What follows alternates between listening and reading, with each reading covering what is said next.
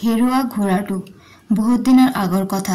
চীন দেশৰ উত্তৰ সীমান্তত থকা এখনি সৰু গাঁৱত এজন লোকে বাস কৰিছিল। 15-16 বছৰে এটা ল'ৰাৰ বাহিৰে তেওঁৰ আৰু কোনো নাছিল। ল'ৰাটো সৰু থাকোঁতেই তেওঁৰ ঘৈণীয়েকে সামান্য অসুখতে প্ৰাণ হেৰুৱাইছে।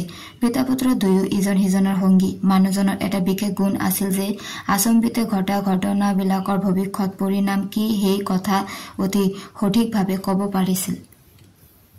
পুতেকৰ এটা অতি মৰমৰ ঘোঁৰা আছিল। দিনটোৰ বেছিখিনি সময় ল'ৰাটোৱে ঘোঁৰাটোক আপডাল কৰি নাইবা ঘোঁৰাটোত উঠি ফুৰিয়েই কটাইছিল। সিহঁতৰ গাঁওখনৰ পৰা কিছু দূৰতে চীন দেশৰ উত্তৰ সীমান্ত আৰু তাৰ সিপাৰে অঘৰী নোমাদবিলাকৰ বাস।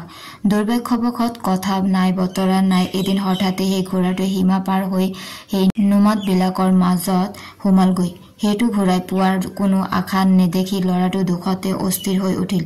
সকলোৱে তাক সান্তনা দিবলৈ ধৰিলে, নানান ধৰণে বুজনি দিলে। ল'ৰাটো অতি সহজ সৰল আৰু বৰ শান্ত প্ৰকৃতিৰ আছিল। সেয়েহে গাঁওখনৰ সকলো মানুহে তাৰ দুখত দুখী হল। কিন্তু তাৰ দেউতাকে দুখ নকৰিলে, বৰং পুতেকক বুজনি ক'লে, কিয় ইমান দুখ কৰিছা? এই যে ঘোঁৰাটো হেৰাল, সেইটো তোমাৰ মংগলৰ কাৰণে নহয় বুলি কিয় ভাবিছা? যি হৈছে ভালৰ কাৰণেই হৈছে, নাকান্দিবা। দেউতাকৰ কথা শুনি সকলো স্তম্ভিত হল আৰু মনে মনে থাকিল। ল'ৰাটোৱে কন্দা কটা বন্ধ কৰিলে। কেইমাহমানৰ পিছত দেখা গল ঘোঁৰাটো উভতি আহিছে আৰু সেইটোৰ লগতে আহিছে এটা বেছ তজবজীয়া তেজাল ঘোঁৰা। কাণ্ড দেখি ল'ৰাটোৰ আনন্দৰ শেষ নাই। তাৰ ভাগ্যৰ জোৰ দেখি সকলোৱে তাক অভিনন্দন জনালে। কিন্তু এইবাৰ দেউতাকে ক'লে, ৰবা, ইমান আনন্দ নকৰিবা। এই ঘোঁৰাটো তোমাৰ মংগলৰ বাবে অহা বুলি ধৰি নলবা। ইয়ে তোমাৰ বিপদৰ কাৰণো হৈ উঠিব পাৰে। দেউতাকৰ কথা শুনি তাৰ সামান্য ভয় লাগিছিল যদিও ইমান তেজাল আৰু দেখিলেই ভাল লগা ঘোঁৰাটোত সি নুঠাকৈয়ে থাকিব নোৱাৰিলে।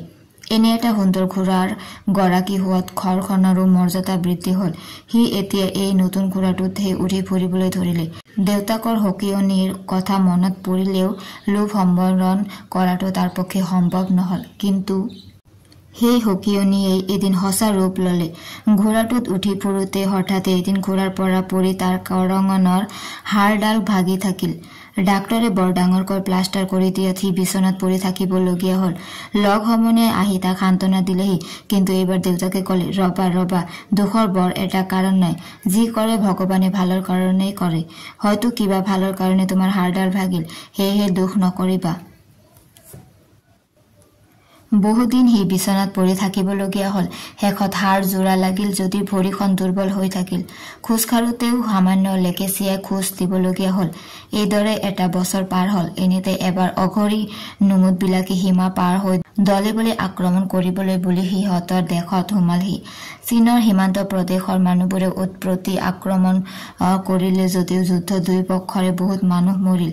ডেকা বুঢ়া সকলেও যুদ্ধত যোগ দিবলগীয়া হল। কিন্তু তাৰ ভৰিখন ভগাৰ বাবেই সি যুদ্ধলৈ যাবলগীয়া নহল আৰু তাক চোৱা চিতা কৰিবলৈ দেউতাকৰ বাহিৰে আন কোনো নাই বাবেই দেউতাকেও যুদ্ধলৈ যোৱাৰ পৰা ৰেহাই পালে।